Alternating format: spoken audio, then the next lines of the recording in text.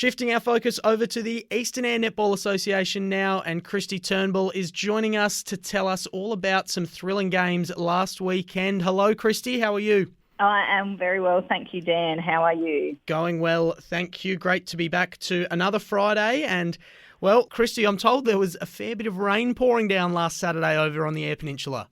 Yeah, look, it was very wet and very cold, and we certainly knew we were playing winter sport last Saturday over here, Dan. Something that all of our players really haven't been used to for this season. So certainly changed the game on all levels with the weather that we had, and I think we're looking for a little bit the same weather this week. So lovely to have the rain. We're not complaining, but yeah, it wasn't much fun probably on the netball court and on the sidelines either.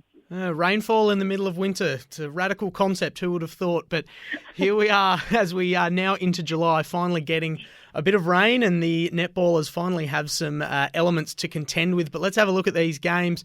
It was a thriller by the looks in the Eastern Ranges and Ports game. Eastern Ranges winning 36-29, but a very close scoreline there. Surely the weather had something to do with that. Eastern Ranges sitting pretty in third on the ladder, just behind Kimba Districts on percentage.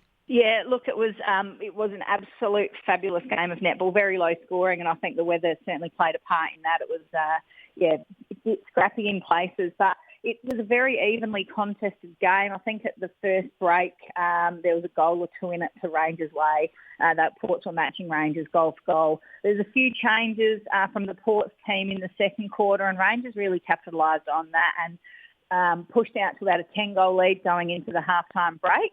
And then, Ports just kept chipping away for the last half of the game and only went down by those 7 goals. So fabulous effort from Ports, really closed that gap from last time they met, which was, off the top of my head, I think that was 15 or 16 goal-ish last time they met. So to bring that down to 7 goals in less than desirable conditions was really good for those Ports girls, and it just goes to show what they're doing as a team. 13 goals when they met back in round 4, 37-24. So yes, Ports have closed that gap by about half, so a good effort there, but Eastern Ranges get away with the points. Kimba Districts took some points as well. 53-30 over Cowell was the final score at Kimba. So a good win there for Kimba Districts, and pretty much about what we would have expected. Yeah, look, it's probably a little bit larger than I thought it would be, given the way the Cowell girls have been playing. But Cowell were without Camille in their defence, and she's a very experienced player, and she's got a lot of direction on that court and guidance for the girls, and I think they missed her. But full credit to Kimba. From all accounts, they started the game hard and fast, and they continued with that intensity for a solid 4 quarters, and Cowell just really struggled to match it.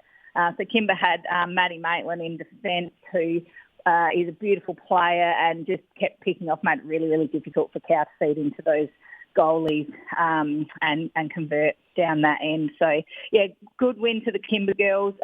Sits them in second place by percentage only, I think.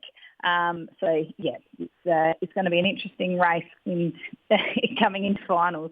That's right. Kimba Districts just ahead of Eastern Ranges on percentage, but 1 win behind Central Eyre United, who had the bye on the weekend. Eastern Ranges, being that they've played 1 more game than everyone else, they'll be on the bye this weekend. Central Eyre United back in action against Cowell, who get another chance to get their first win of the season. It's a home game for Cowell, which will bode well, and maybe the Central Eyre United girls will be a bit sluggish coming off the bye, but I think we'd still probably expect a win for the Storm here. Yeah, I think you're right, Dan. I think, look, Storm they're quite comfortable sitting 1 game clear on the top of the ladder there, coming in off a bye.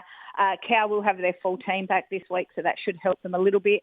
But yeah, Storm, they really were looking forward to that week off last week. They've got a few niggly injuries, so it's given them an opportunity to rest those injuries, and they'll have had a fairly solid training this week. There's still an injury cloud over a couple of the Storm girls, to see whether or not they pull up well enough to take the court on Saturday. But I think, look, we know Storm's got a lot of depth through their senior teams there. So even if those players don't quite make it out on Saturday, they've got another rest next week with Pedlar Cup. So, Storm can pull from the lower grades and still have a very solid team out there. So I think last time it was a 40-goal win to Storm's favour against Cowell.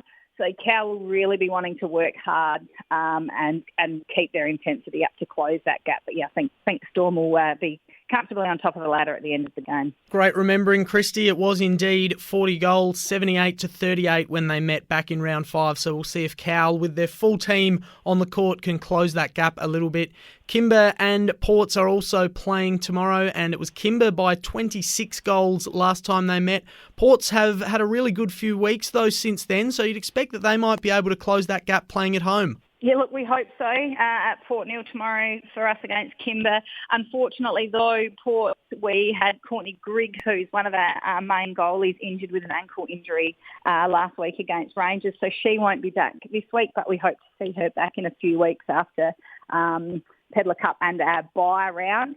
Kimba are also really depleted. I think the start of the school holidays has thrown a bit of a spanner in the works for some of our clubs in the association. So I know Kimba have got quite a few out across all their senior grades and are grappling to get 7 girls on the court in all grades tomorrow. So I know in their A grade they've got Saran Shippard not going to be available, and that will be a fairly big loss through Kimba's mid-court.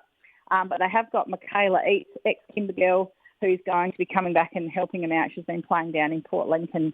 Hasn't played for Kimba since 2012. So good in for them, which will help them. Port, like I said, Courtney Grigg injured, but the rest of the team will be ready and raring to go, and certainly looking to close that 26-goal gap against Kimba at home. But yeah, Kimba playing, they had that really good win against Cowell last week, so they're playing great netball. And I think, like I said, they're similar to Storm. They've got a lot of depth, and if they can pull ex-players back in like they are, then they'll still have a very strong team out there. So they might just get over the line.